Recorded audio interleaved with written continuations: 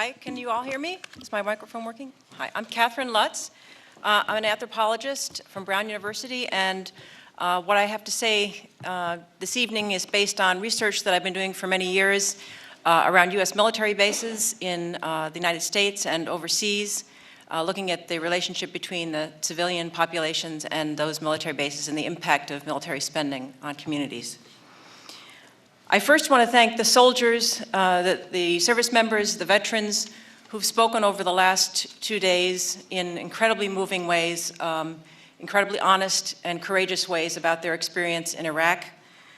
I think their physical courage is something that many people note and notice and are able to recognize, but I think their social courage is as important or more important.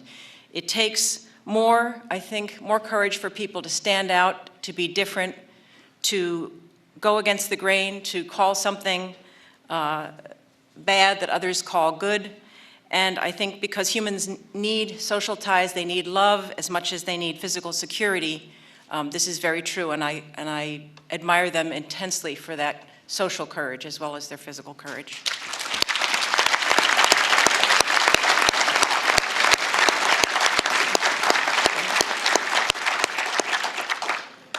My job tonight is to talk about the costs at home, and all of the people on this panel have spoken about that cost in ways that are searing and really difficult to listen to, because we know that there, but for the grace of God, go many of us, and that many more will come unless the war and the occupation stop tomorrow.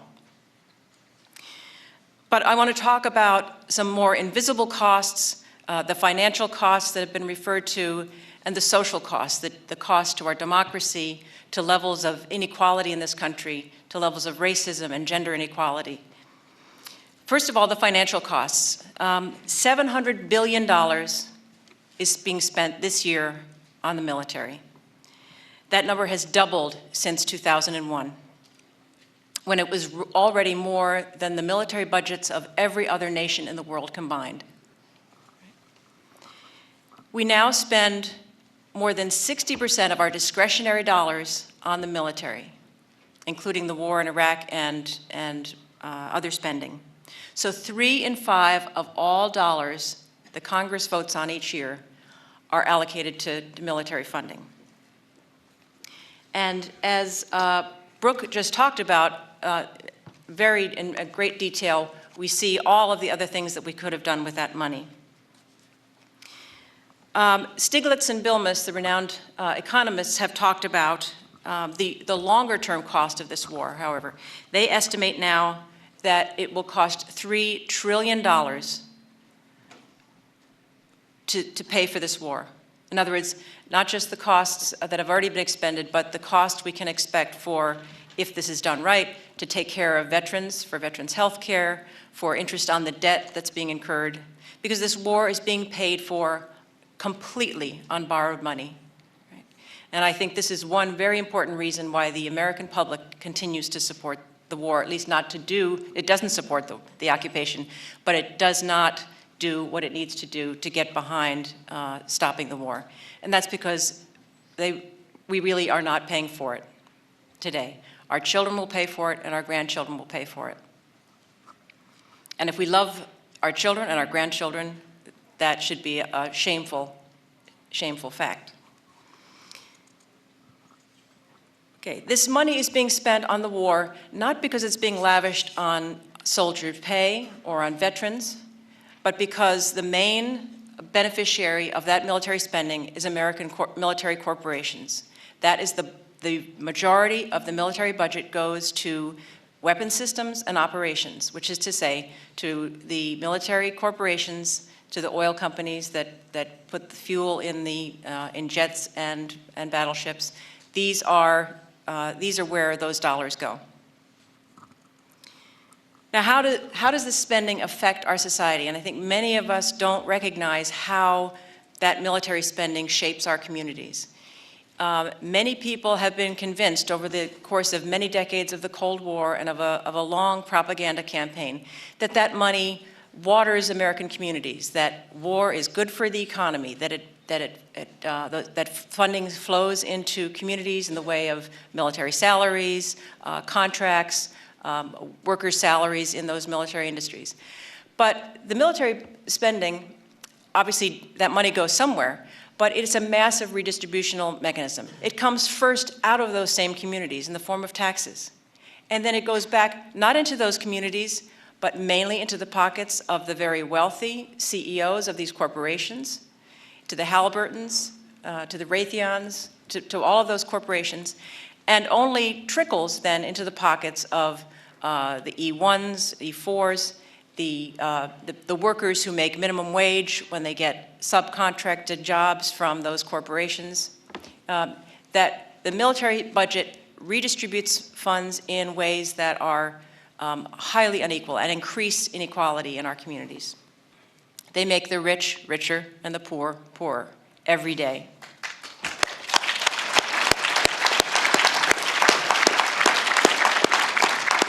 When I first went to Fayetteville, North Carolina, I was looking at Fort Bragg and its impact on the community, and I first thought, well, Fort Bragg happens to be located in a very poor community.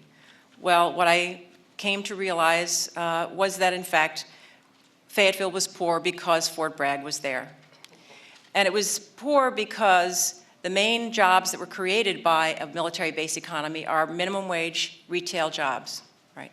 There are no manufacturing jobs to speak of in Fayetteville compared to other comparable sized cities in North Carolina. There are jobs at Target, there are jobs at Home Depot, there are minimum wage jobs, and that's the working poor in Fayetteville are legion. There are great numbers of them for that reason. One of the things that the veterans have spoken to over the last several days has been the incredible amount of racism and sexual assault and sexual harassment that occur in Iraq. And I think we can see this, that comes home. It both starts at home and it comes home again with an added boost from the war. Domestic violence rates, for example, are extremely high in Fayetteville, as they are in many military communities. This is the result of, again, a certain kind of ethos of masculinity that is trained into people when they enter the military, and which, of course, many people resist, but which ends up statistically in creating higher rates of domestic violence in military families. Soldiering still remains an overwhelmingly male occupation, and it gives support to a very militarized and violent version of masculinity that infiltrates the culture as a whole, and as well is generated there. The military doesn't invent this vision of masculinity, it just puts it on steroids. Many of the speakers so far have also talked about how the costs at home include an erosion of democracy. And this happens in a number of ways that we've already heard about. The erosion of our democracy through the series of special laws that have been passed in the name of the war in the last 5 years, but as well through the consolidation of power in corporate hands. The continuing passivity of Congress in the face of popular sentiment that this war and occupation need to end has to do with the fact that those same military contractors will withdraw in a heartbeat the support that those Congress people get for re-election from those corporations. Those military corporations lead the pack in those kinds of donations, in that kind of influence and control.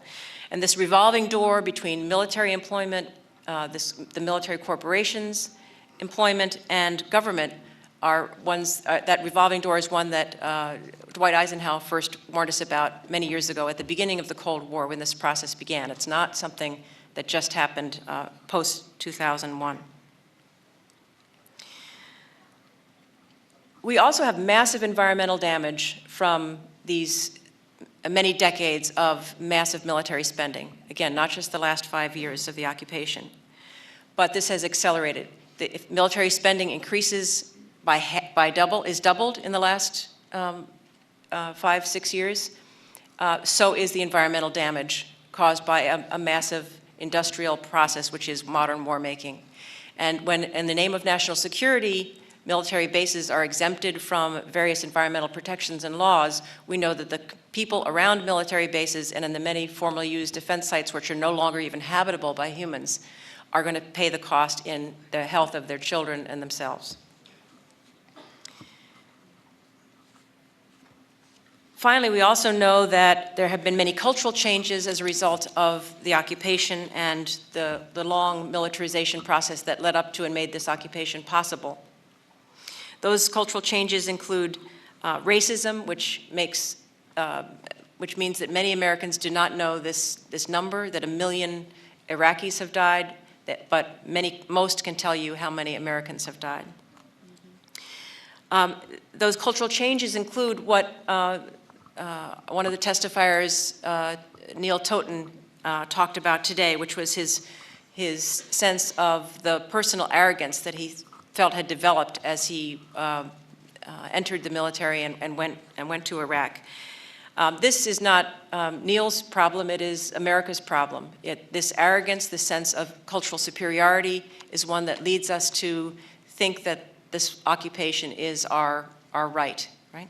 That we're necessary either from the left perspective to help the Iraqis, or from the right perspective that it's in our own interest, it protects our own national security to be in Iraq. Right? Neither of these, of course, is true, and it's the attitude that allows us to believe that either of those things are true. There are many people around the world who love their communities, feel deeply and intensely attached to their communities without feeling that they are superior to others and deserve more than others. And I think American can come to that place as well. Finally, we have the dehumanization of the self that many people have talked about over the last few days, and I think this is something that is very hard to recognize, and I've learned a lot in the last couple of days about how this has affected all of us. At some level, knowing what is being done in our name as civilians has to have created a sense of shame and dehumanization of the self as well, and helps explain why I think many of us, many Americans, can't think about the war, don't want to think about the war day to day. We've been prepared by this through the whole Cold War, accepting the idea of mutual assured destruction, and still accepting the idea that the United States currently has 6,000 nuclear warheads ready to go. Still accepting the idea that America is the largest arms dealer in the world. How can this not have affected America's sense of self, right? And ability to say no to the occupation? Finally, since I work in a university, I want to talk about the implication of my institution as well. As was referred to by the Richardsons, Charlie Richardson, the Purdue University study that's being done on how to get military families to stay on board. This is only one tiny piece of a huge deluge of money that has been flowing into American universities for decades, shaping what counts as physics, shaping what happens in applied math, shaping what happens even my own field, anthropology, which is now being recruited to try and help in the counterinsurgency. The American university system has come to be dependent on military funding and to be complicit in and giving legitimacy to the various kinds of questions that are being asked and the answers that are being bought by the Pentagon. I wanted to just say a couple things about some thoughts about why there is so much civilian passivity.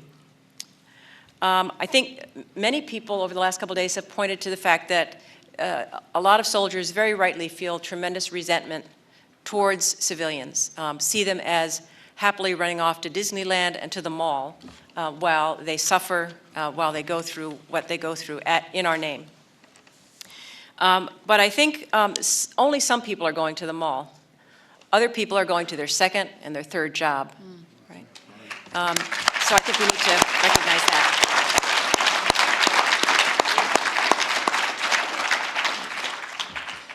In addition, many of those people have lost this whatever safety net had been available as national security takes precedence over human security, and as a domestic social policy that puts people first turns into one that puts the military corporations first. Finally, I think for some of those listening to us today and yesterday, there'll be a failure to believe these stories, to say these are exceptional stories, or that they're not even true. And we have to ask, why would people not want to believe these stories, which are there's so many of them that say so much of the same thing, which have so much evidence for them. And I think there's 4 reasons, and the first 3 are money, money, and money, okay? Meaning there are massive amounts of money and human labor that go into the project every single day of convincing the American public that these stories are not true, right? From 2003 to 2005, a GAO report found that the Department of Defense spent $1.1 billion on contracts with advertising, public relations, and media firms. Okay. $1.1 billion in just those couple of years, a number on sharp upswing since trouble with public sentiment on the occupations. That money is meant to convince us of what we would otherwise not believe for a second. You don't advertise Coke if people say to themselves, boy, I really need some brown sugar water today, right? Advertising is there. People spend massive amounts on it for that reason. All right, I'm almost out of time. But again, those billions of dollars, the billions of dollars for recruiting, $2 billion every single year for recruiting, puts a massive wallpaper of ads and shiny, glossy images out in every American community, which are not just targeting 18-year-olds. They're targeting every family in America, with children or not, telling them that military work is noble, the occupation is a good thing, and we should continue to pour massive resources into that enterprise. All of this money helps to buy what C. Wright Mills called a military definition of the situation. Okay? Every question that's asked by our politicians, by our Congress, participates in that military definition of the situation, and we have to question the questions. We have to question that definition from the get-go. If the occupation is to end of Iraq and Afghanistan, and if it's not to be replaced with yet another occupation of yet another country, we have to combat the problem of militarization of our culture, our country, and to take it back, to account all of the costs, the children of these poor parents who have lost their children, and the costs in all of the ways in which this society could be a better place. Thank you very much.